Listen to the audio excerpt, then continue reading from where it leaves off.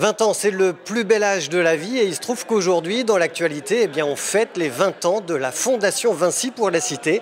Et depuis 20 ans, il y a beaucoup de réalisations autour de l'inclusion. Pierre Coppet, vous êtes avec nous. Bonjour et merci de répondre à nos questions. Bonjour, oui, alors la Fondation Vinci pour la Cité fête effectivement ses 20 ans.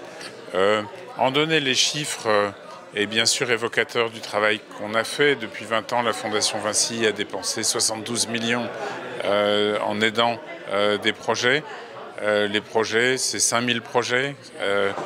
5000 projets parrainés par 9000 salariés du groupe mobilisés dans toutes sortes de formes de soutien, de parrainage, de mentorat, de coups de main à des associations. Et dans quel champ en général? Le champ que nous avons choisi et qui a résisté à 20 ans de travail, c'est le champ de la citoyenneté et le champ de l'insertion par l'activité économique.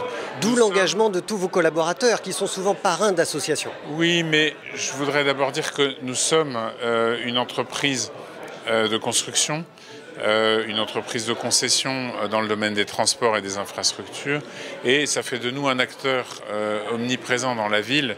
La ville, c'est là que nous travaillons, c'est là que nous recrutons l'essentiel de nos collaborateurs et c'est là que sont nos chantiers et c'est notre terrain de jeu, si je puis dire. Et cette fondation, en voulant aider des associations sur le champ de la citoyenneté, sur le champ de l'inclusion, a trouvé une vocation naturelle et une vocation cohérente avec ses métiers. Dites-nous, Pierre Coppet, en 20 ans, de quoi êtes-vous le plus fier dans cette Fondation Vinci pour la Cité? Je pense que ce dont on a tout lieu d'être le plus fier, c'est ce qui n'est pas dénombrable. C'est-à-dire qu'au-delà des chiffres que je viens de vous donner, cette fondation a l'ambition de créer des liens entre le secteur associatif et nos entreprises, entre le monde de l'entreprise et le monde du social, et à foisonner et à permettre que ces rencontres génèrent des projets, des initiatives. Alors on a quelques exemples dont on est très fiers, comme les joint ventures sociales qu'on a créées avec des associations comme la VARAP ou comme l'association avec laquelle nous avons lancé l'IVA. Ares, merci. Le nom ne me revenait pas sur l'instant.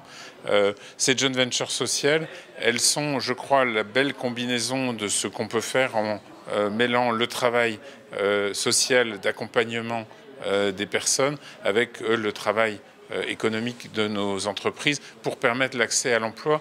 Les gens les plus exclus du marché du travail ont besoin de formation, mais aussi d'accompagnement social, ont besoin de soutien et d'accompagnement personnel et en même temps d'accompagnement vers l'emploi. Et quand on sait mêler ce que savent faire nos entreprises, ce que savent faire les associations, je crois qu'on est dans le juste. Et quand on regarde le bilan des initiatives qu'on a prises au long de ces 20 ans, entre toutes les structures qu'on a créées, comme le GEC Île-de-France, comme INVA ou l'IVA ou comme VIE, c'est des milliers d'emplois et c'est des milliers de personnes qui ont été amenées vers l'emploi alors qu'elles n'avaient pas vocation spontanément à trouver un emploi compte tenu de leur degré d'exclusion. Et ça, je pense que c'est également un motif de fierté. Donc on parle là d'insertion dans l'emploi, de politique d'insertion, et vous avez dit tout à l'heure sur scène que les financements avaient été extrêmement importants sous ce quinquennat pour la politique d'insertion.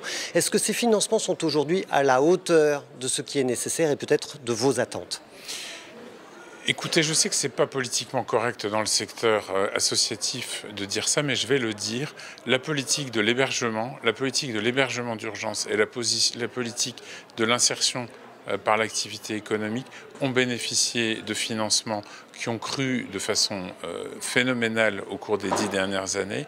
Et le quinquennat qui s'achève a été extrêmement favorable au développement de l'insertion par l'activité économique. Et je n'ai pas peur de le dire. Au début du quinquennat, quand on lançait une JVS, on nous proposait royalement 3 ou 4 emplois aidés. Une joint venture sociale. Sur une joint venture sociale. Aujourd'hui, les projets sont financés de manière tout à fait, qui correspond tout à fait aux besoins. Et ça n'est plus le financement qui est dimensionnant, c'est notre capacité à innover, il faut le dire quand même. Pierre Coppet, 20 ans, c'est aussi le plus bel âge de la vie, où tout est encore possible.